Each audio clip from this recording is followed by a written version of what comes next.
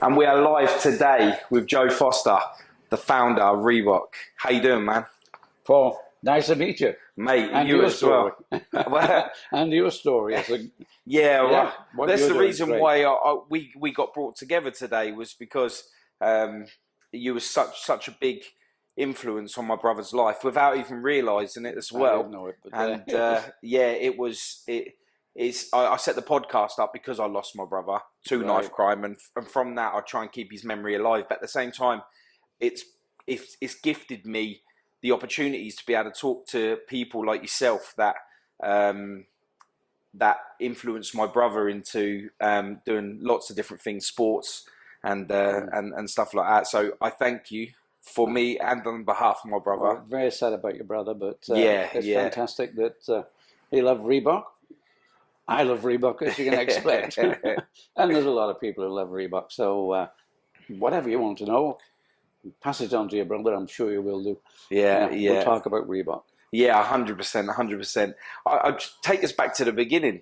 We were talking, obviously I've lived in Felixstowe a lot bit, and you was talking about your RAF days in Felixstowe. Well, that's right, yes. I mean, that takes me back. As I said, I was 20 when I left, so that's 67 years ago. So I arrived in Felixstowe 65 years ago. And, well, Bordsey. No, I actually arrived in Felixstowe and we moved to Bordsey. Bordsey wasn't completed. It was state-of-the-art radar, and it was a bunker. So we had to go down into the bunker and out. I think it almost went out under the sea. It was that deep, and they had all the masts on the top there. So we were controlling fighter planes from the American bases and from the UK bases. And although I did 2 years, I'd say I did 12 months playing badminton, would you believe? Because by chance, we happened to win not the big cup, but everybody who got knocked out of the big cup went into the shield competition, and we won the shield competition. But that way I got noticed by some of the high flyers in the RAF who sort of loved the sport, and so they took me away from Bolton quite a lot just to play badminton. So it's an aside to to Reebok, but yes, in fact, one of the things that going to the RAF did, it took us away from my grandfather's company. My grandfather started in 1895.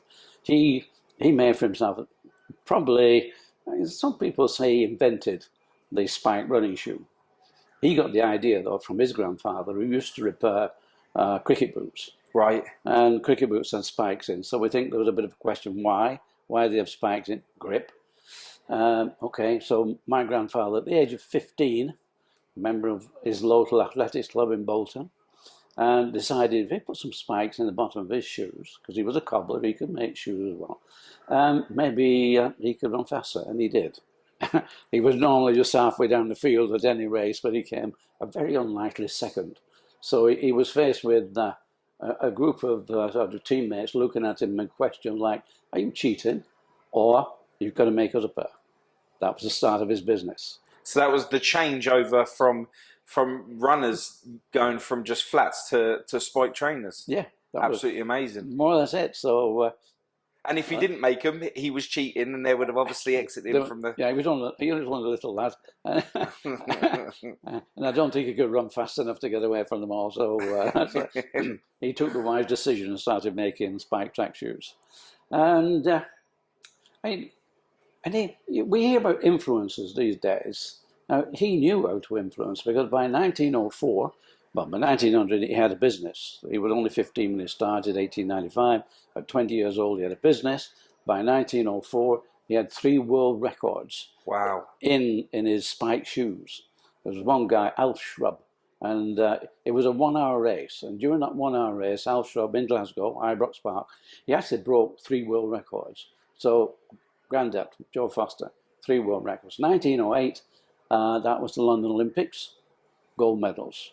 So, and he would give his shoes to the people who would win races, and that was the influence. Yeah, yeah. And he was influencing other performers.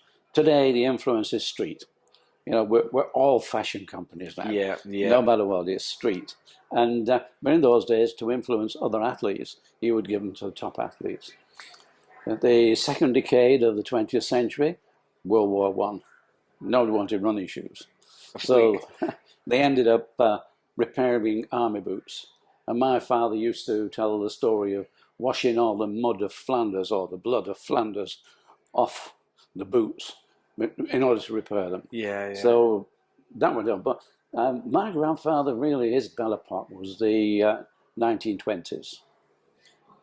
We have a letterhead which lists down all the names of the football clubs that he used to supply. And there's 96 names on that.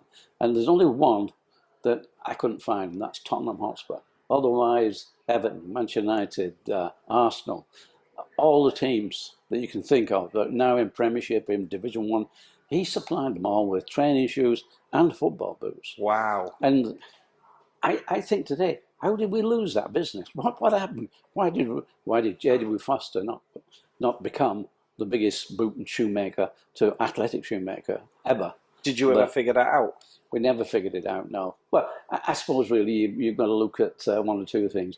Unfortunately, my grandfather died in 1933 at the age of 53. Wow, that's young. So I was pretty young at that time. And I wasn't born until 1935. But I was born... So that makes you 21. I was born on his birthday. Oh, wow. 15 months after he died, I was born on his birthday. That's why grandmother insisted he brought his name with him. So I'm called Joseph William or Joe Foster after grandfather. But I say 1920s, you've heard of Chariots of Fire? Mm-hmm. Well, the Chariots of Fire, that's three athletes. Julie may have to help me here. This is... Lord Burley. Who? Lord Burley. Lord Burley, Harold Abrahams, yes, and Eric Liddell. Those were 3 athletes. They all won gold medals in the 1920s, and they all won them in Joe Foster's shoes. Wow. And they were the 3 athletes who were immortalized in that film, Chariots of Fire. Yeah. So, you know, I mean, today he would have been a legend because of what he did and the famous things that he did. But of course, we didn't have social media. We didn't have, anyway, just the newspapers. That's all to spread. Newspapers, word of mouth. That's right. Yeah. But he still had a global business. He used to export to America and the Commonwealth in particular, which in those days was the empire. Yeah. Yeah. he would be exporting his shoes, all of that. But it didn't grow. And unfortunately, he died in 1933, and my father and uncle took over the business. Unfortunately, they just did not get on. There were about 5 years difference in age. My uncle was older than my father, and they just feuded. It was fighting and feuding. And we didn't think anything of it when we were youngsters. You know, you don't know this. When we came into the business, it became obvious that they didn't get on together. In fact, Jeff and myself, Jeff, my brother, of course, who was co-founder with Reebok, we even had to drag them apart on occasions. Oh, really? And as I was saying, by the time I got to 18, it was 2 years national service. So it took us away from the family. Your mother's not doing the washing. She's not looking after you. You've got to look after yourself. That's why I ended up playing badminton, because, I can do that. So that was a good way out of being a radar operator. But, of course, going away, you just think differently. So when we came back, 2 years coming back, and Jeff had been in Germany. He'd seen Adidas, he'd seen Puma. Mind you, I mean, Adi Dassler and Rudy Dassler, they didn't get on either. They fought. But Rudy had the good sense to leave and set up his own company. Yeah. That didn't happen with the Fosters. Father and uncle just kept feuding.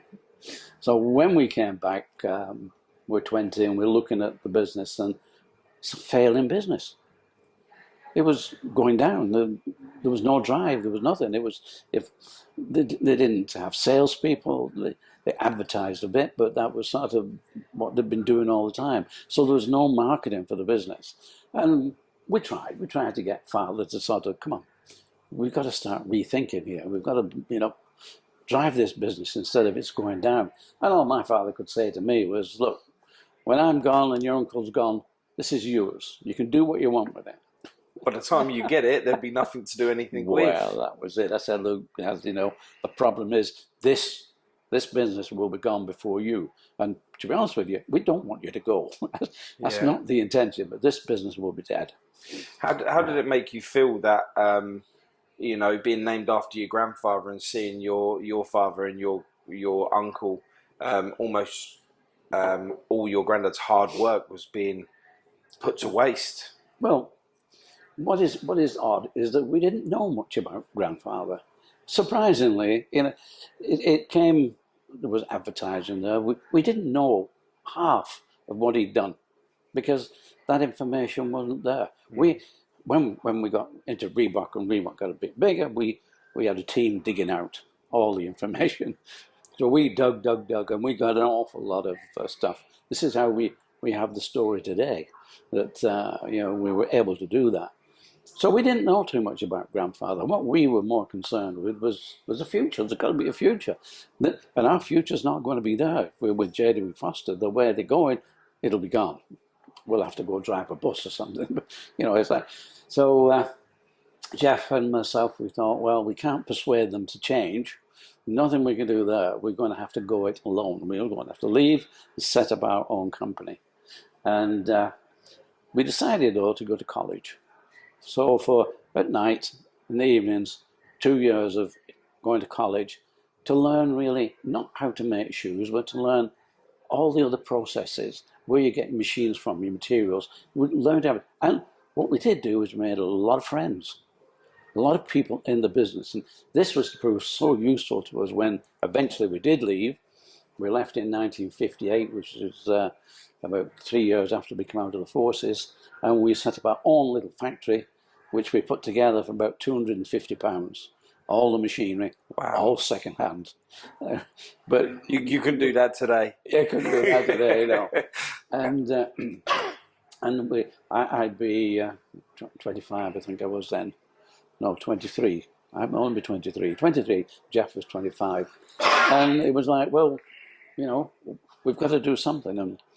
And people say, well, we're not worried about doing, leaving your parents' company and doing that. And really, we're beyond that. It was, no, we're young. What can go wrong? You're ready. Yeah. What can go wrong? Nothing can go wrong. We'll do it. I think the good thing with you not having fear at that point is you'd gone to college and you'd studied everything. So you was fully aware of where you was going to take your next steps, where it was going to take you. And then anything on top of that was all excitement, I guess, of the next thing, or stress. I think we're too young for stress. It was more or less just really a matter of let's get on with it. And we were quite fortunate. We tried to be good as well, because Fosters were really into athletic shoes and rugby. And we decided, because Jeff loved cycling, he was a cyclist, we decided we were going to cycle shoes to begin with. So, okay, we advertised in Cycling magazine, and we got a rep in London, Mr. Taylor. And this guy was a genius. Orders came in. We came flooding in. We had to employ people. Jeff and myself, and we had a couple of family girls in the family who would do some sewing for us. But we had to start employing because these orders came rolling. Oh, it's fantastic. We also had another rep who was a local lad, but he was a cyclist, very keen cyclist, and he went out training every day. And because he knew as he came in, and he would get his cycles. I said, why don't I go round to the cycle shops? I'm cycling, I'll go in and I'll take your shoes. And he did. And within a 50-mile radius or more, he was calling on all these stores. And he did really well as well, because he was a cyclist and he was involved. Yeah, they gave him orders. I think we'd been going about 12, 15 months when all of a sudden the London orders just dried up, completely gone. Now, of course, you think about it. Yes, we had a telephone, but there was no mobile phones. There was no way we could contact Mr. Taylor. He used to send his orders in an envelope in the post, and they stopped. 2 weeks later, after we were wondering how can we contact him, we sent a letter and whatever. His landlady, because he was living in London, he was a Scotsman, but he was living in London, and his landlady sent a letter to say, do you owe Mr. Taylor any money? Because he owes me rent for the last month. But unfortunately, he was killed 2 weeks ago in a car crash. Oh, And suddenly our cycle shoe business had died. Just plummeted. So that was our first sort of, wow, what do we do? And we didn't replace him. It was difficult to find out how you replace somebody like that. But by that time, we'd started, the local athletic clubs, they started to come and they were buying those shoes from us. So we sort of survived that without too much problem. And we started to grow. But then we'd moved now into competing with J.W. Foster's because we were also making now athletic shoes, running shoes, and whatever. So our company, which was set up, was called Mercury Sports Footwear. And we were doing nicely. We liked the name, and we liked our logo, which was the winged messenger. yeah. Mercury, winged messenger. We liked that. Great. And our accountant said, look, lads, you're making some money. You're doing all right. And since you're selling your shoes nicely, you'd better register your name. And we're only young. We're pretty naive on this. Well, like copyright. Yeah. Yeah. Yeah, why do we need to register the name? Well, I said, look, if somebody else sees that these Mercury shoes are selling very nicely and they start making Mercury shoes, you're going to have a problem because you're going to have to prove that your name, you're using Mercury, not them. Oh. So what do we do? So he pointed us in the direction of a patent agent. And a patent agent in Manchester, not far away from Bury, where we set up our first little factory. Right. Contact the patent agent. Look, we want to register our name, which is Mercury Sports Footwear. Okay, no problem. He's a lawyer, right? We'll do that. And came back a week later and said, I'm sorry, Mercury is already pre-registered. British Shoe Corporation, they have it registered. You can buy it off them because they're not using it. And but they want £1,000. Joking. We don't have £1,000. What year was this in? We're talking 1960. Yeah, that's a lot of money. Yeah. That's a lot of money. A lot of money, and we didn't have it. Yeah, do you think that that they were like a smart company and see what other people was doing and quickly copyrighted the name or brought the name ahead, thinking that one day they might be able to sell it? Probably not. I would think that they probably produced the issue at a certain time and put Mercury on it, so they'd registered the name. They'd be advised by the legal people to, well, if you want to use that name, we'll register it. The same, yeah. And I think it was more in the continent, more Spain that did that. Because Spain, if they registered something, you had a great deal of difficulty getting your name back. Yeah. That's part of the story as it goes along. Oh, really? Oh, yes. But, so we couldn't afford it. And so the patent agent said, well, you could take them to court because they're not using it. And they haven't used it for over 5 years. They've just got it registered. So you can take them to court and claim non-use. All right. So how much does that cost? He said £1,000. I said, well, we can't afford either. We're stuck. So he said, okay. And he pointed through the window. It was a day in May. It was nice weather. And he pointed to a sign, Kodak. And I said, what's with Kodak? He said, well, they made up that name. It's a made-up name. If you can find a made-up name, that's the best way. He said, because a lot of names these days, they're registered or somebody's used them. He said, but if you can't pay £1,000 for the name, he said, you're going to have to change it. He said, don't bring me one name, bring me 10. And what? And I said, this has got to be the name of our company. How do I go and give you 10 names and then hope? Well, he said, he's a lawyer. That's how it works. He said, if you bring me one at a time, and we go to the register, and it takes a week or 2 weeks. And the register may have a couple of, you may be able to use it, but it's got a couple of questions on somebody else has used it or whatever. Then you're going to be 6 or 9 months before you get a name. Yeah. And And you can't afford to wait 6 or 9 months. Can't afford that, yeah. So, okay, so I go back and we sit round the table with the wives and we're sitting there thinking, got to think of names. Cougar, that's a good name, isn't it? Cougar Sports, yeah. Falcon Sports, yeah. Fantastic. So we're thinking, animals, birds, and whatever. But let me take you back to 1943. 1943, I'm 8 years old. I'm a youngster. But during the war, World War II is raging. And just like COVID, you can't go anywhere. Holidays by the seaside, no. None of that. You're stuck at home. But you have local events. And I was entered into a local event, a 60-yard race. And I won it. Yeah. I won it. Yeah, bit of an advantage, and I had Foster spikes on. The only kid there at 8 years old. The only kid there with spikes on. So I won the race, okay. And I got my prize. And what do I get? I get a dictionary. And I said, guys, where's the football?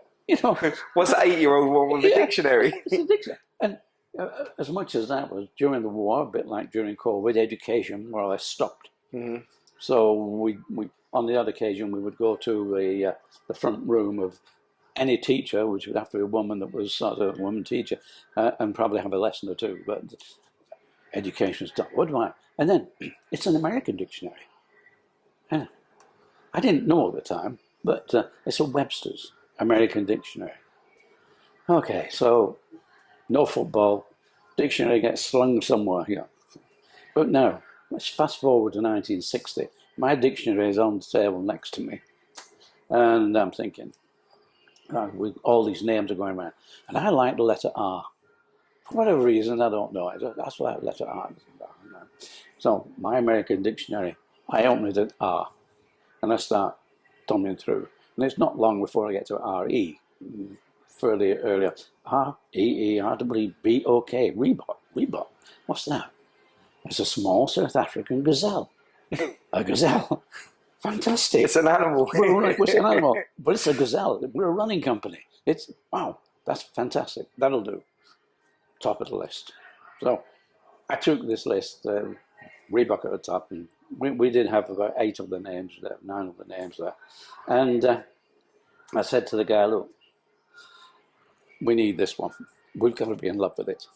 It's something it's got to be our passion, whatever. And again, he's a lawyer, and he said, what can we do? We'll check them all out, and that's it. Took him a week to check it out, and he came back and he said, you've got your wish. You can have Reebok. How did that make you feel? Wow. Yeah. I mean, that was good. I would have loved to have been in there at the time, not only when you found that name, and it belonging to an animal, the odds of that, and the fact that you got a dictionary at 8 years old that you won from spike trainers in a race, to only find out years later that you would actually use it to find the name that would curve one of the biggest names in sports running. That's it, in sports football, yeah. I would have loved to have been there when you got that phone call. I really would. But the odds of that happening. But it was still a small company. Mm-hmm. It was just another name for us. We wanted to be in love with it. We didn't know it was going to be gigantic at that point. You can dream as big as you want, but you've got to get over a few hurdles. However, this was obviously the first hurdle to get over. We changed our name. And the registrar, though, he came up with one comment, and it was a caveat that if somebody comes along and says, we're making running shoes or athletic shoes out of Reebok skin, you can't stop them. And, Jeff and I looked at each other and said, that's never going to happen. Nobody's ever going to do that. That's impossible. So we took Reebok. 10 years later, because of that, they put us in B section of the register. We didn't know there was an A or a B or what. It was a register for us. But 10 years later, the registrar came back and said, we moved you to the A section of the register. Right? Well, everybody knows now that Reebok is a sports shoe. It's not an animal. It's as simple as that. Well, I would never have said that. I would have known that Reebok belonged to an animal. Never. A trainer, yes, for sure, 100%. Yeah. And because we obviously made Reebok a name that everybody started to know by 10 years' time. We'd grown it that big. So that was our first real hurdle that we got over in having to change our name. The second one came when we were 4 years into the business. We got a letter from the lawyers of Adidas saying that what we had then, our silhouette, was 2 stripes and a T-bar. That was our silhouette. And the Adidas lawyers were saying your 2 stripes and T-bar infringes the Adidas 3 stripes. And you've got to stop. For about 5 minutes, maybe less, we were looking at this and thinking, oh my God, what do we do? Then it dawned on us, just a minute, Adidas know we're here. Adidas have found it necessary to write to us and tell us to desist using our silhouette. Fantastic, pin that on the wall. What would we do? Change the silhouette, which we did. And we changed to the Vector, which is like an arrow shape, which everybody knows now, which is on the shoes. We changed to that. So, and that was a better silhouette. So really, we've been pushed against the wall twice and come up with something better on both occasions.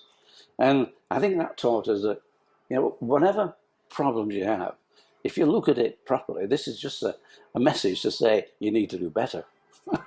And so it was, whatever problems we came up with, it was like, how do we make this? How do we turn this around to our favor? You turn good from the make negative, it into something good. So that's how we became Reebok, and that's what happened with the Adidas. That changed our silhouette.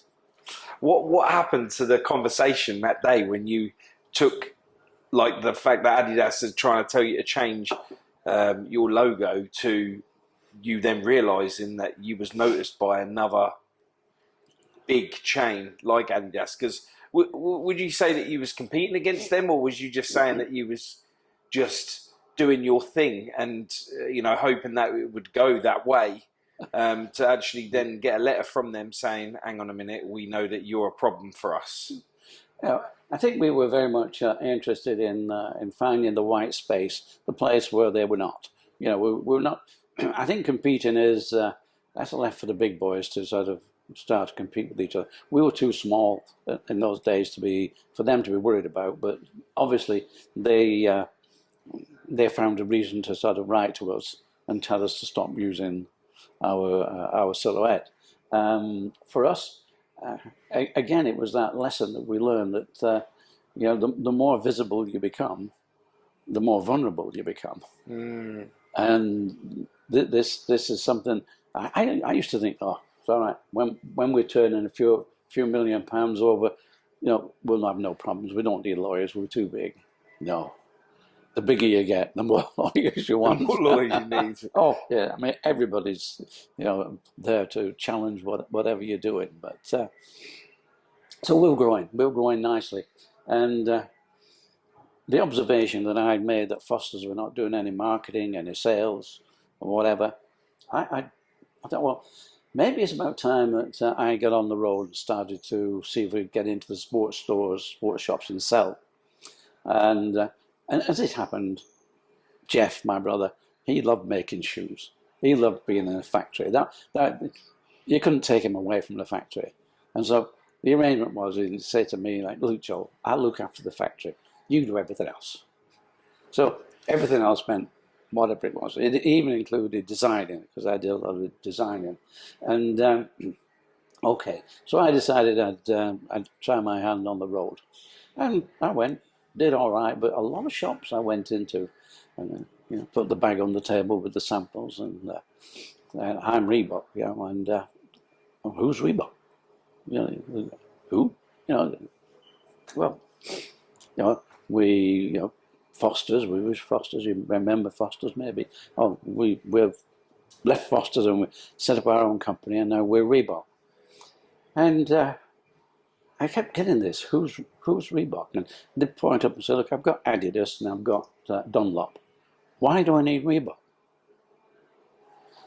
And that question came up a number of times. Why do I need Reebok?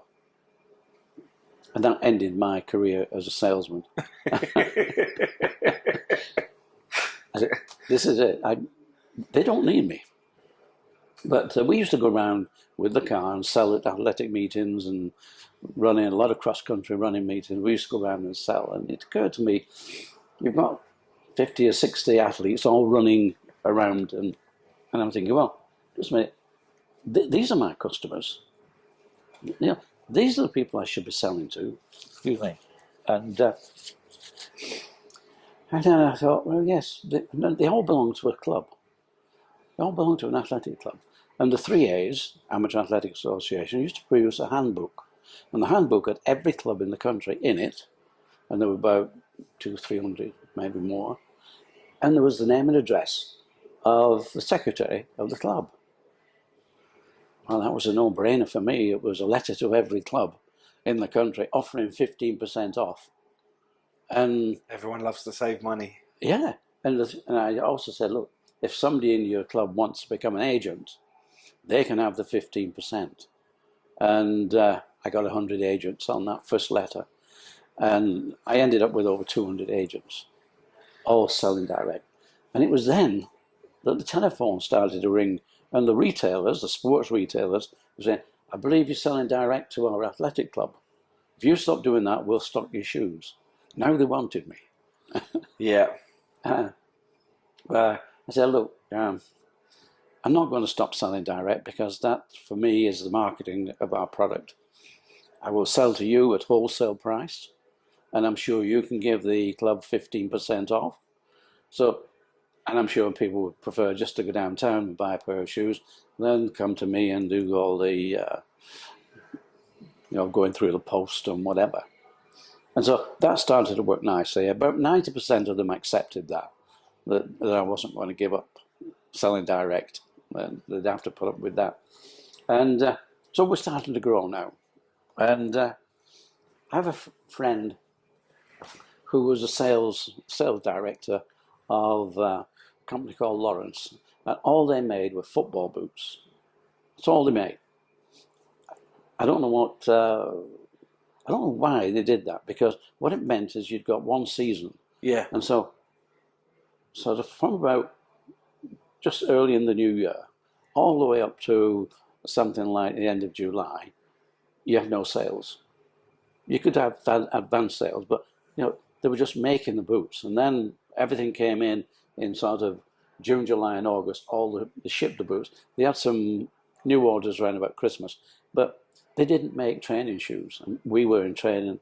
So my friend said, why don't we take on your distribution? That way we're offering not only our boots, we're also offering your trainers and whatever. Great. Why not? Fantastic idea. That meant our factory would just keep running. We'd sell all our shoes to one, and that would be it. Unfortunately, my friend left the company about 18 months into this agreement. He left it because the man who owned the company decided to retire, brought his son-in-law in, and my friend and the son-in-law just did not get on. So my friend ended up going to Barter. I don't know if you've heard of Barter. Barter, the British, they were the biggest shoemakers in the world at one time. Really? And he went there to set up a sports division. And he took the salesman with him. And of course, unfortunately, the son of the ex-owner, just not a clue, couldn't get the salesman, made a few drastic mistakes, and the company went down. Before they went out of business and stopped paying me, that was the biggest problem. Yeah. So I had to go and pick up all the product and just bring it back. And that was about 80% of our production. Now suddenly there was no production. We had to lay off about 20 of our staff, and it was really desperate at that time that we had to give these guys notice, and some wanted to just work for nothing. Oh, can we still? Because you created a family. Because it was a family, yes. They all loved it, and they saw where we were going. But I brought all these shoes back, and fortunately, the bank manager didn't get word of this. Had he got word of this, he might have been panicking. The other 20%, we made some for other people. We also made a climbing boot for Ellis Brigham. I don't know if you know the Ellis Brigham. They've got 8 or 10 stores. They're in the outdoor market. We made a climbing boot, and he was a good friend of mine, Bob. So he increased his orders a bit, but not much. But he would pay me straight away, so we kept things turning over. We'd laid a lot of people off. But everybody we knew, we said, right now, we've got to get rid of, I think it was 2,000 or 3,000 pairs of shoes. Got to get rid of these. So we went round to all the schools, all the PE teachers, got them all involved. And within 3 months, we'd sold all the product for more money than I was getting from the wholesaler, from Lawrence. We got more money, and it was cash. So cash does a great deal of good when you're in trouble. Yeah, yeah. So we got the cash in. Also, my friend who'd gone to Barter to set up the sports division said, look, Joe, he knew the problem. We need 200 pairs of this shoe, which we can't make because you're expert at it. Can you make me 200 pairs? So I'm making 200 pairs a week for him. And there was another one, Stylo. They had lots of shops in those days, and they wanted to sort of start bringing in sports footwear. And they gave me 200 pairs a week as well. So all of a sudden our factory was back up, and we had our money back. So we got over that, and because the industry was quite small, if you think about it at all. Mm-hmm. And another company from London, they soon learned that Lawrence had gone under, that that Reebok was not going to be offered. So they did a deal with me. I did a better deal. I just made sure that they weren't going to be our only supply, and it gave me an opportunity then to look to America, because I knew if we were going to grow, we needed the American market. And we're talking 1968, and I'm reading a magazine because the family couldn't accept the fact that I would go to America to try and sell our shoes. How do you justify that? Spence, it's too much. But I'm reading the magazine, and the government are advertising and saying, we want you to export. And they were talking about America, and they were saying, we will pay for you a stand at the NSGA, it's the National Sporting Goods of America. We'll pay for a stand, and we'll pay for your return airfare and 50% of your expenses whilst you're there. Well, we couldn't turn that down. Yeah, definitely not. Definitely couldn't turn that down. So Bob Brigham, who was there, I'm making boots for, he said, I'll come with you. Why don't we go together? So we took the offer and went to the States. First of all, I don't know why we did it. We took a 2-week return trip because it was cheaper than buying just a single in and a single out. Which meant I think the show was only on for 4 days, and you need another day, 5 days to set up, and that's it. But we had 2 weeks, so we went to New York, and Bob's looking at outdoor stores. I'm going to the sports shops, and just looking around, seeing what goes on. That's okay. Then we go on to Chicago, and Chicago in February is not a place to be. Definitely not. Yeah, definitely not a place to be. However, they call it the Windy City for no reason, do they? Well, that's when the show is on. So we go to the show, and actually Bob sold a few of the boots that we were making, so that was okay. But the sports retailers they were coming along saying, yeah, love your shoes, where are we getting them from? And I'm saying, England. I said, is that New England? No, not New England, England. Oh, near London. Yeah, near London. The realization was that we needed a distributor in America. We needed to get the stuff in there if we were going to do anything. When did I get there? 1979. 1968, my first trip. 1979, I get my distributor. 11 years. Wow. And six failures. En route, I had 6 failures. Attempts to get in there. And one of them, I was trying with him for 4 years to get into the market. We just couldn't get there. Was it the people that let you down at that point? Not really, no. It's how do you get into a big market? Knocking on the door. It's such a big door, and it's hard to push, hard to get in there. you need a lot of money. But we had a lot of luck because late 60s, running started to become something big in America. And by 1975, it was massive. Running in America was massive, and we were in the running business. So this is the luck. And along with the growth of running was a magazine called Runner's World. They probably helped it grow, as well as Nike were there at the time, and they were growing with it. And the magazine, Runner's World, Bob Anderson, he was the publisher. Right at the end of the 60s, it was a single A4 page, but it was telling everybody, this is where the next races are. These are the people who won the last races. Like a manual magazine. Yeah, just telling you all the. In the UK, we had Athletics Weekly, which did the same sort of thing. But we'll talk about America. You have 350 million Americans, and 10% of them by that time were out there running. That's 35 million out running. That's a lot of runners.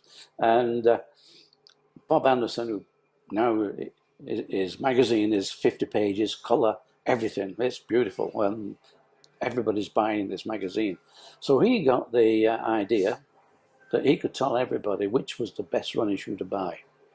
No, not bad. You run a magazine. Now we can do testing shoes and we can tell everybody which is the number one running shoe. And of course, the number one running shoe was a Nike. Nike running shoe. Well, this is fine. But Phil Knight of Nike, he's importing those shoes from Japan. Now, the demand suddenly, if there's a 10% demand, like a 3 million pairs demand, how do you get the product? And he couldn't. He just couldn't get the product.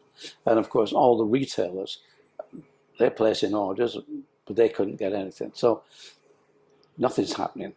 And 12 months later, Bob Anderson, in his wisdom, said, no, not that shoe anymore. Here's a new shoe, is number one. We've tested. I don't know whether that was a New Balance or a Brooks or whatever.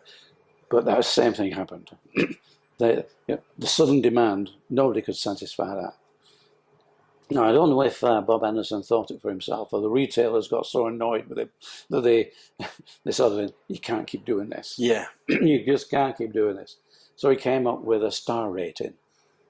5 stars. If you got 5 stars, and that could be 4 or 5 shoes would have 5 stars. That means instead of just being 1, 4 or 5 shoes. 5 stars, 4 stars, 3, whatever. That was the time I knew we could make a 5-star shoe. I knew exactly what they needed. Getting the number 1 shoe, that's a lottery. That's too difficult. But I knew we could make a 5-star shoe. And give me goosebumps when you say that. 5-star shoe. Yeah. That's like, I love your passion with your company. I really do. Like, just the way you talk about it and the way you just said 5-star shoe. I could see you like there saying to your people like, we can do this. Oh, I had to draw it. I drew the shoe. I mean, it almost looks similar to what we have now. In fact, this sole is the sole that I drew back in 1976, and it's still here today. I remember my brother always at the sink whenever he got dirty. The soles on your Reeboks always come back up white, always, no matter what. Well, so it's 1978. We produced. There was the Commonwealth Games in Edmonton, and we produced the Gold Range. The Gold Range was Midas, which was a racing shoe. Was it Inca? Inca was a spike track shoe, and Aztec. That was the Aztec was the trainer. That would be the 5-star shoe. And we got a lot of medals in Edmonton. Great. So I'm there in 1979, back in Chicago, with my 5-star shoe. Of course, it isn't 5 stars yet, but it's there. And Kmart, big wholesaler, but big retailers in America, Kmart.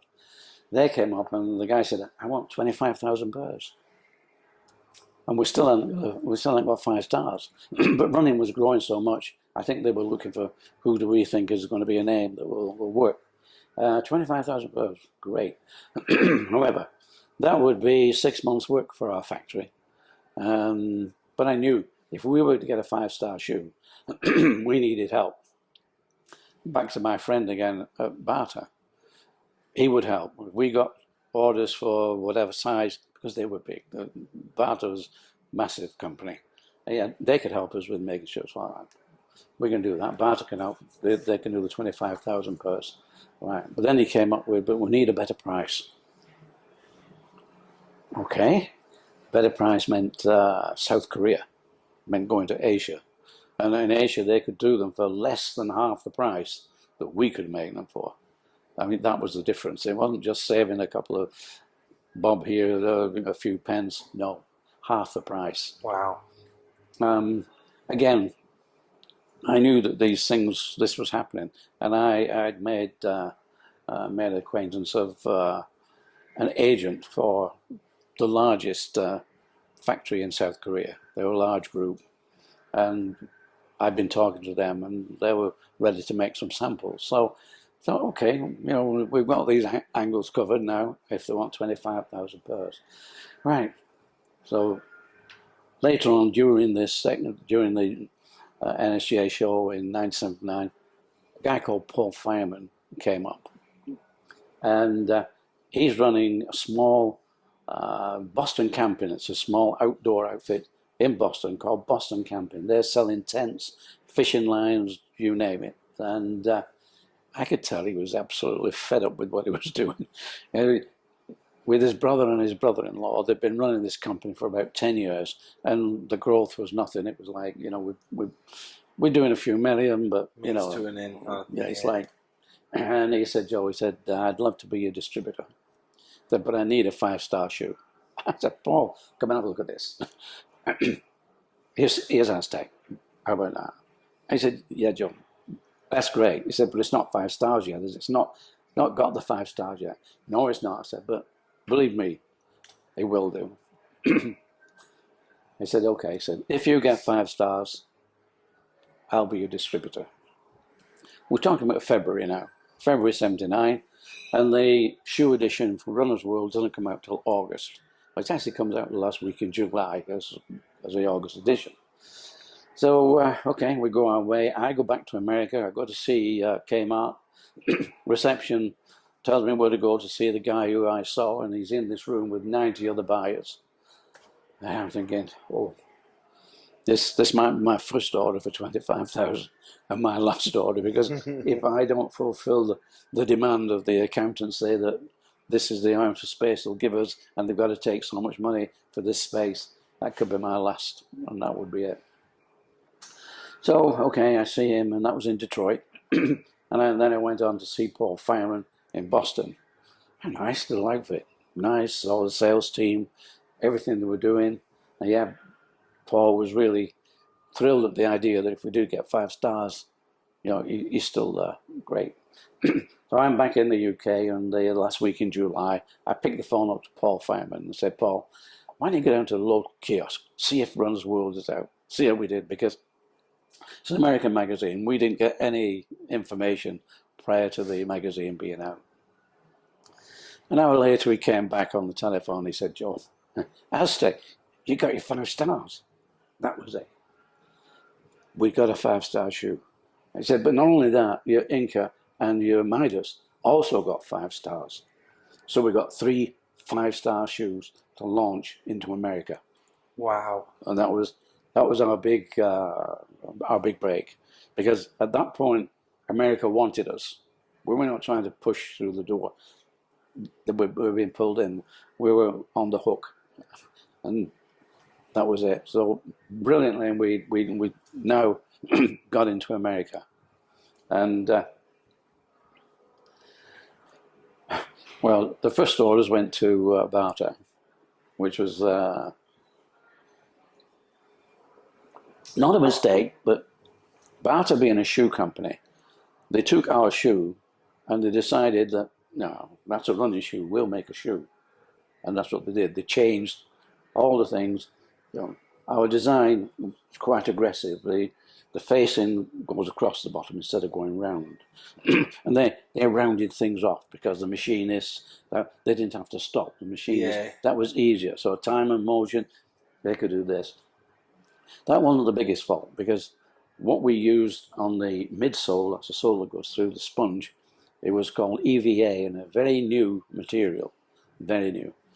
Barter was so big they had their own rubber plant. Well, they made their own rubber, but they hadn't made EVA before. They knew all about it, and so they made their own EVA. Great, 90% of it, wonderful. 10% wasn't cured properly. And when it came out into the shoes, and the shoes were in America, if it's not cured, instead of it bouncing back, it just flattens. So shoes were coming back to Paul Fireman. And Paul Fireman is going, Joe, we're in trouble here. So he came over and he showed me the shoes, because I hadn't seen the shoes. They'd gone straight from the Tilbury, which is where the barter, straight to America. And I then pointed out where they changed the shape and whatever. But the worst thing was they were collapsing. So we went down to Barton. So I said, look, guys, we got a problem. They offered the shoes at half price, and Paul said, no, I'm not going to pay for any of these because you're destroying my business. So he got the whole 20,000 pairs free of cost. And in a way, that helped him, because we still hadn't got production from the Far East, and he never paid for 20,000 pairs. And anybody who sent a pair back, he just replaced them. Yeah. So it kept him going, and in a way, it was his lifeline in a way, because had there been good shoes, it was okay, but he wouldn't have got the sales because of the price, so he wouldn't have made the margin. Mm-hmm. So he managed to get through that until we got the Korean production going. And we started to grow nicely. Then the company was growing nicely, but that wasn't what took Reebok to the top. What took Reebok to the top was aerobics, not running. And this was because Arnold Martinez, at that time, he was a tech rep. A tech rep just goes into the store and picks up the shoes and tells all the staff, these are the good points, this is what this does, this is what this does. He doesn't try and sell the shoes, he just tries to get the sales staff to understand so that they can talk about the product. Yeah. So, and he's in Los Angeles. And his wife, Frankie, she's going to these aerobic classes. And with her friends, and they're coming back, and they're full of it. Wow, it's fabulous. And I was saying, what are you doing? And, it's aerobics. What's aerobics? Well, we're actually exercising to music. Really? Yeah, and everybody loves it. So I said, can I come to your next class? And, yeah, come on. And he did. And what he saw was an instructor wearing a pair of sneakers. We think they were New Balance, but wearing a pair of sneakers. And half the class wearing the same sneaker. The other half, no shoes at all.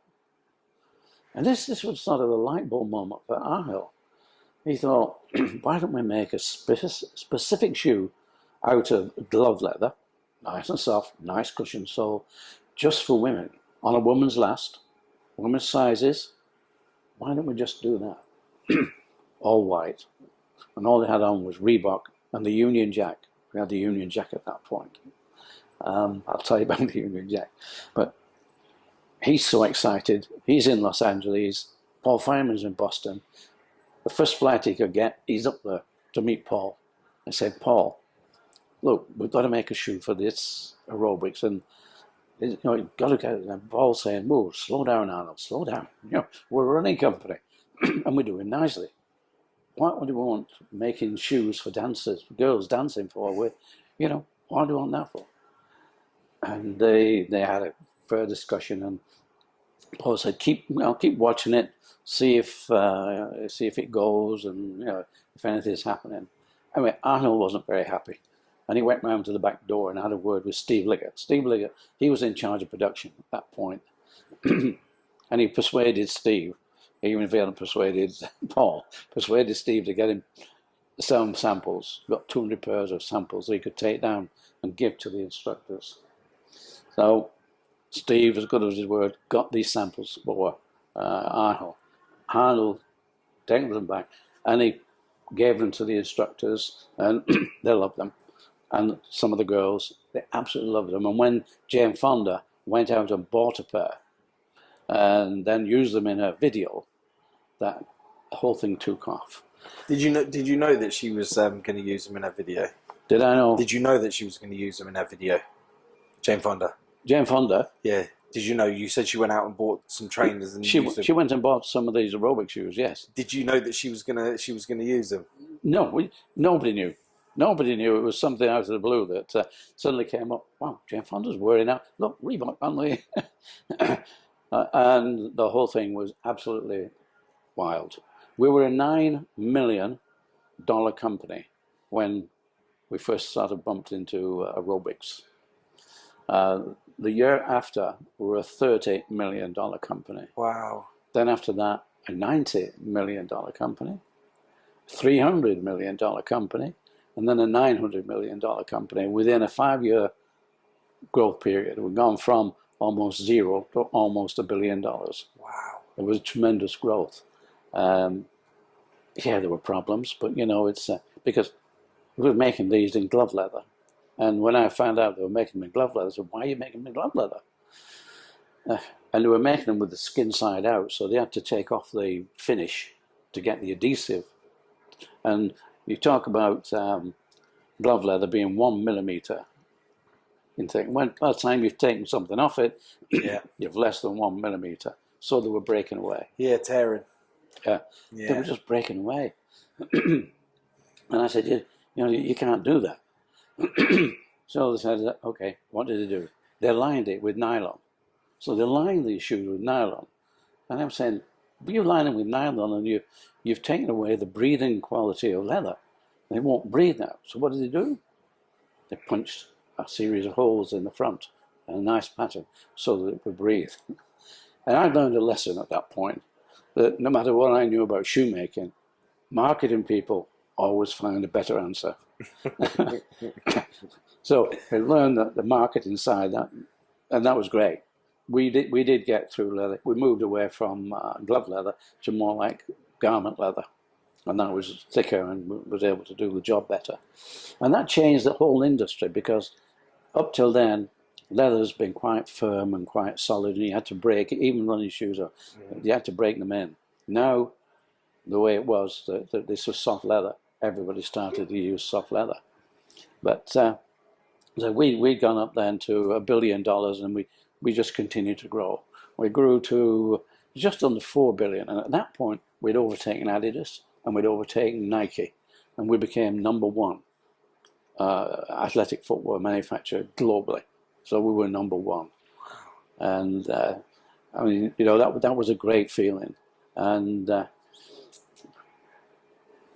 I had always sort of felt that we get America, we got the rest of the world, and that's what really happened. Because what happens in America, everybody sees it and everybody else wants it, and so the demand for the product was incredible. So I had a deal with Paul. Paul, you look after America, and I'll take the rest. I'll look after the rest. So I'm going around the world about 3 times a year. I'm putting on all the different distributors, and I put on about 30 different distributors as we were growing. So, but by the time we got to say 4 billion, I was going around the world, and I'm thinking, why am I doing this at 35,000 feet? I was also hosting a tennis event, a pro celeb tennis event, and we got all the guys from Hollywood. There were so many of the Hollywood A-listers coming over and being part of it. Even Frank Sinatra came over and being part of that. But Sean Connery and Roger Moore, they were there. A lot of the A-listers were there, and it was great opportunity, nice people to meet. But I'm thinking, what am I doing now? Because we've grown so big. You know, the challenge for me had gone. You know, there was no challenge left. I was just going around the world. I was like an ambassador. I was taking a flight, and I would arrive at any airport, be picked up by a limousine, go to the best hotels, and dine at the best restaurants, and just talk a bit about product or whatever. But I had a team of people who would sort of be selling in, and you know. Is that when it stopped becoming fun? Well, I think what it stopped for me is it was like repetition now. There was nowhere to go, whether it's fun or whether it's challenge or whatever it is. You know, there's a lot of things that were fun and a lot of nice people to meet, but For me, it was like, what are we doing here now? You know, we're no longer building a company. It's now it's corporate, Yeah. and you know we got to that size. So that was the time for me to leave the company. But I do have a challenge now because I'm selling the book. I wrote the book Shoemaker, and Shoemaker is it's dragging us all around the world right now. It's amazing. In fact, on Sunday we leave for Oslo. Wow. And then we go from Oslo to Reykjavik, and with Tanda, and then at the end of July we go to America for something like 6 months. Wow. We've got a big tour of America coming up, and then we're expected. We're touring Latin America as well, and there is talk about Africa. So we've a lot of things that now that the book has brought out. What it is the story I've been saying to you. The story is in the book in more depth, and people are finding that there are a lot of lessons in there. I didn't write it to teach anybody anything. I just wrote about my experiences as much as our experiences. A lot of this is my experiences, and how we had to handle it and what we did. And a lot of people were even going to universities, and they're listening to what we did, how we set up the company, and all the problems we had and the journey we had. And so it's now selling as almost a business book, and so it's now taken us all over the place. I think you have a way of being able to absorb someone in how you speak. You know, like you're the product of it. I'd love to have known the younger you, because hearing where you are with your passion with it, and it's really sad that it went corporate in not in a negative way, because it's like you know, you started looking at it and viewing it in a different way, and that's sad because it was your baby, you know, and to see that it went corporate was absolutely massive, from selling it out of you say your car, I say the back of the car, to a multi-billion-pound company. Can you remember your first million? Can you remember when they turned around, or you looked and you thought to yourself, we've made $1 million, like it's ours, like we've made it? Are we talking money, or are we talking product? Your product. When someone asked you, like, I want 1 million of your shoes. Yeah, well, most of that, you've got to recognise that when you get to somebody asking for 1 million pairs of shoes, you're big. And so you've got a lot of people involved in that. And I know we used to place orders with the Far East, and it was something like 5 million pairs a month. Sometimes, and, you know, sometimes it'd be 5 million, 4 million, 9 million. And those were sort of orders going in. And the interesting thing about that, we're talking about the Union Jack. The Union Jack, I had the Starcrest. The Starcrest is that's a Starcrest. Yeah. And I'm with Paul Feynman in the early days, and Paul's saying, it does look a bit like the Union Jack, that, doesn't it? But it's very similar, yeah, it does look a bit. And he said, why can't we use the Union Jack? And I'm saying, well, probably no reason why we can't, but it won't do us any good in the UK because we're making these shoes in Korea. And if they have the Union Jack on, we probably get a bit of trouble. I said, but I don't see any reason why we can't, because Paul said, well, that everybody in the United States knows the Union Jack. He said it's going to cost us millions to get people to know Starcrest. And that to me was a bit of everybody in the United States knows the Union Jack. And that was an incredible thought, because that's fantastic.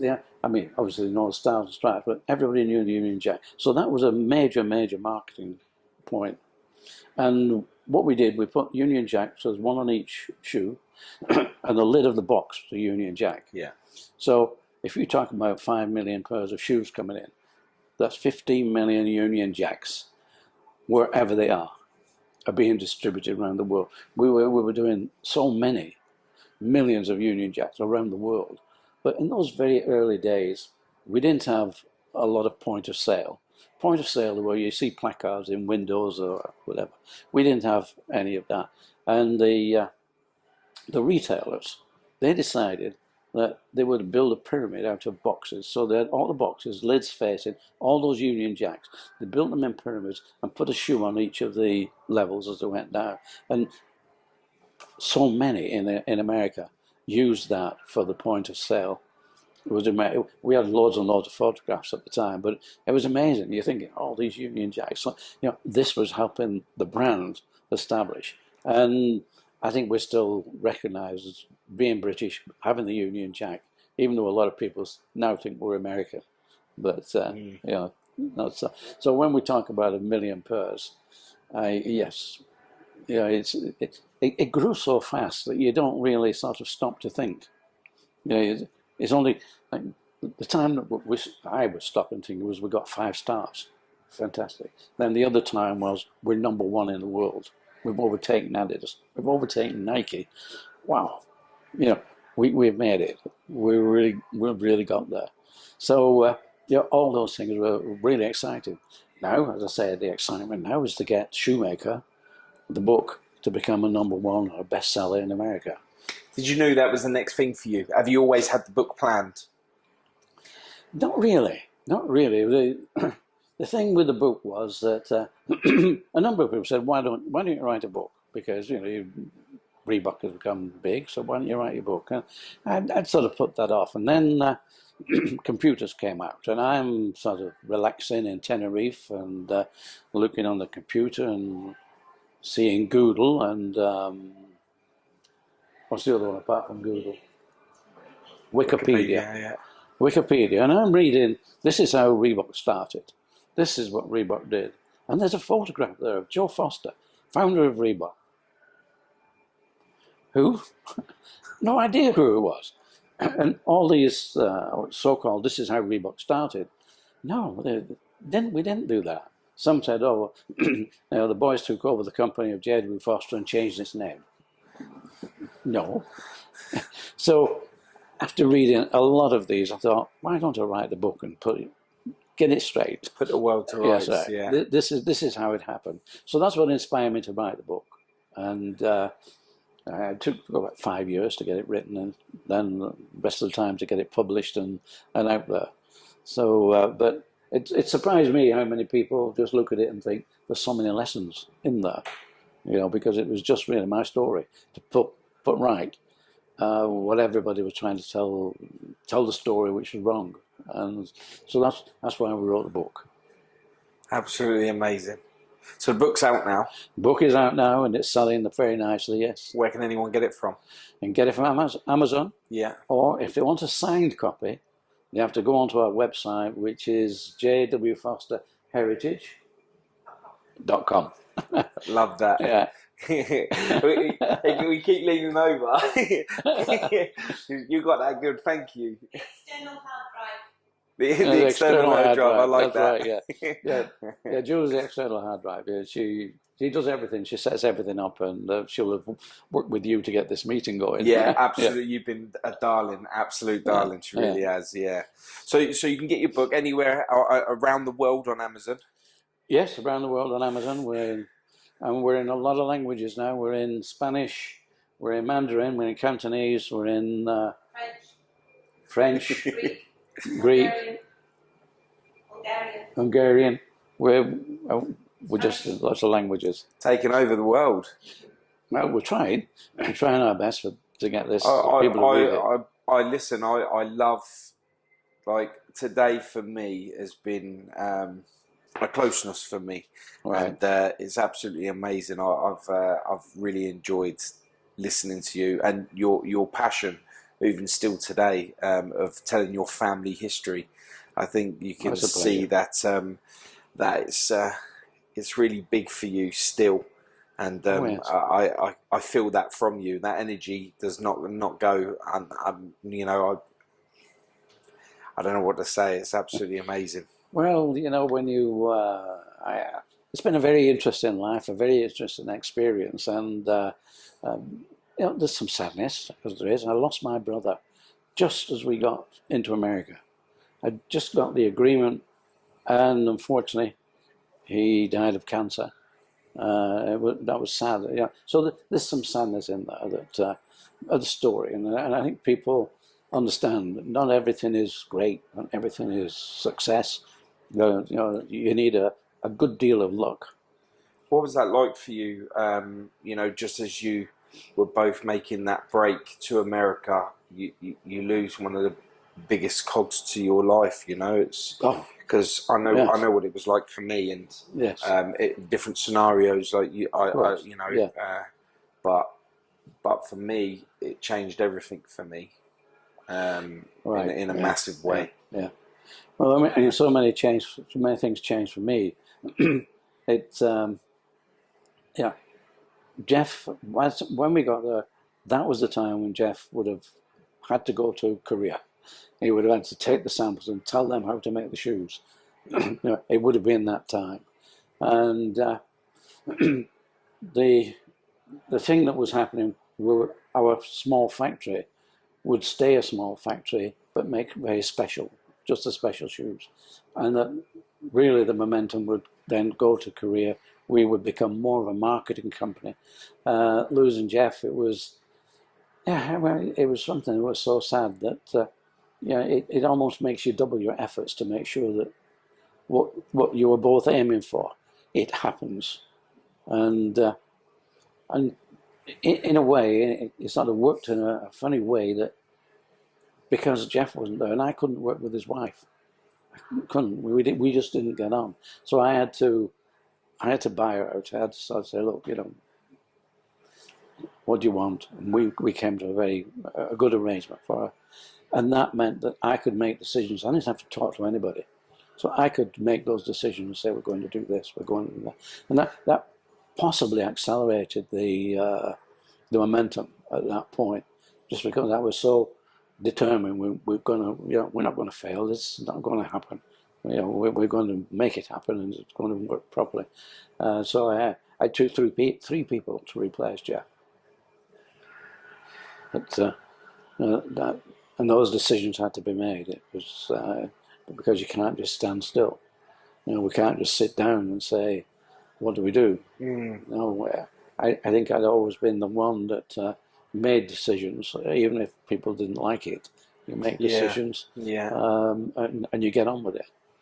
So, I mean, we had a lot of luck. We have a lot of sadness, and in the book, I say in the book that these things are part of your life, part of your experiences, just like you. What can you do? You just wish. People say, "What do you regret?" I regret my brother died, but I can't do anything about it. Yeah. Otherwise, they say, "What would you do differently?" And I just don't know, because we became number one. What do you do differently? What can you do different? You made it to the top the way it was, and that was the way it was supposed to be, I guess. Yeah. All of the heartache, all of the pain, the sweat, the tears, the time taken away from what you would probably call a normal life. Going home, you was probably like heading your books, drawing the trainers, and finding people and making sure everything's on time and making sure everything's going to schedule. That you would have probably missed out on a lot of things that people would normally do, like chilling on the sofa and watching TV or something like that. It was probably. But you don't miss it. I mean, when you're busy, you don't miss it. When you're doing things, you might have been doing or could have been doing something else, but you don't miss it. You just you get on with what's in front of you, and it never ends. You just got to keep pushing. And did you ever lose the love? Pardon? Did you ever lose the love? Did it stop being for the love and start being because it was work? I think the love has always been there, but I think there was a time, and you've got to recognise the fact that beyond giving a certain amount, you need other people, because you can't be the originator of every new thought in any business. Yeah, you have to go with people. So people are so important, and they've been so important. Like Shaq was important. Early in our business, I met a guy called John Willie Johnson. And he ran a big factory. And I used to go down to sales because the business was going from the UK to the Far East, and a lot of companies were closing down. They were closing down, and the auction was on, they would sell everything off. And I used to go to the auction, and I met this Johnny Johnson at the auction. It just so happened I'd bought something the auction before. I'd seen him a lot, the auction before, and I'd loaded the van up which I'd hired too much. So it was a bit like this, and I got pulled over. I had to pay a fine because the back axle was overloaded or something anyway. And I'm sitting next to John next time I went down there, and I said, John, unfortunately I overloaded the van. He said, well, leave it with me. He said, whatever you buy, he said, my men will pick it up. He had a big factory. And the auctioneer, people would bid. John would never bid. And I'm watching John. And yet, if something went by that didn't sell, the auctioneer would just look at John, and John would go, just nod. And that would be his. And at the end of the auction, he would just go, and if there's 50 or 100 items that didn't sell, they would come to a deal on the price. So his men would come down, load their van up, they had a big wagon, load their van up with this, and take it back. And of course, John Willie was about 15 miles away from where we were. So his men would bring the stuff for me. And he bought everything. Everything, stuffed crocodiles, a stuffed bear, every stuff. And I'm saying to John, what do you do with all that stuff? I said, we have a warehouse. I said, it must be in Aladdin's cave. Oh, well, we have a lot of stuff. I said, next time, I said, instead of you driving down, come to us, come to me. I said, I'll drive us down. So from then on, he would drive us down. So I went up there, and it was the first time I said, John, where is that warehouse of yours? I said, come on, have a look. So he took me into his warehouse. It's full of everything. Amazing. And I saw a machine. It was called a pounding up machine. What it does is it takes the wrinkles out. When things are made, they've got wrinkles in. You put it on this machine, takes the wrinkles out. I said, John, I could do with that. Can I buy it off you? And he said, no. He said, you can't. Oh, can I rent it? I said, no. Okay, John. He said, you can have it. Oh. He said, just give me back when you've finished. When you don't want it, just give me back. And not only that, he brought the machine down, put it in our production line. His men put it in our production, wired it up, ready to go. And this wasn't just one machine. That was the first machine. There were many others. And he would, next time we see him, oh, Joe, he said, I happen to pick up this sort of machine. Would you be interested? And I'm pretty sure he knew what you was looking for, what I was needing. Yeah. And he'd bought it. Again, the same deal. Wouldn't take any money. He just, no, when you're done with it, let me have it back. And it's those sort of people that make a difference. Do you ever know why he was doing that? I think he felt the intenseness of building a company and what we were doing. I think he felt that, if you can see the energy there, to help that energy, it's something that probably he wanted to do. This factory was a big factory, It's a bit like when I got out of Reebok. He wasn't that big, but it was a big factory compared to where we were at that time. And I just felt that he probably needed to help somebody. He needed to feel that, Reebok, they've got a good chance of doing something. Why don't, and I've got some bits and pieces here which can help them.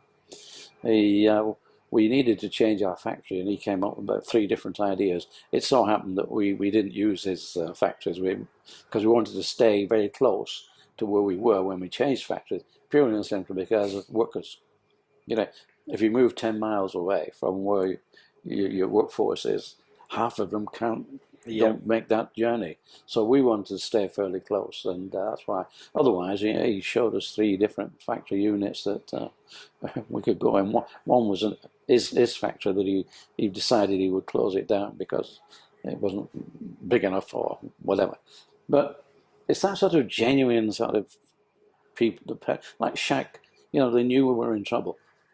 Make us 200 pairs of shoes. Those sort of things that.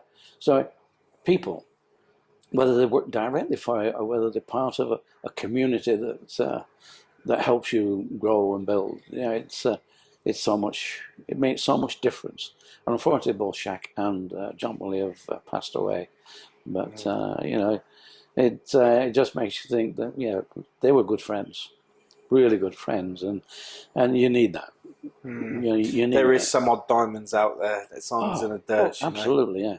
And just like when we'd been to the college and we'd learned a lot, if we needed anything, pick up a phone and yes, we can do this, and this is where you get your materials from. Speak to so and so, and so you need that. Wherever you are in whatever business. So, when people say about competitors, I don't know. We always look for white space, somewhere different to be.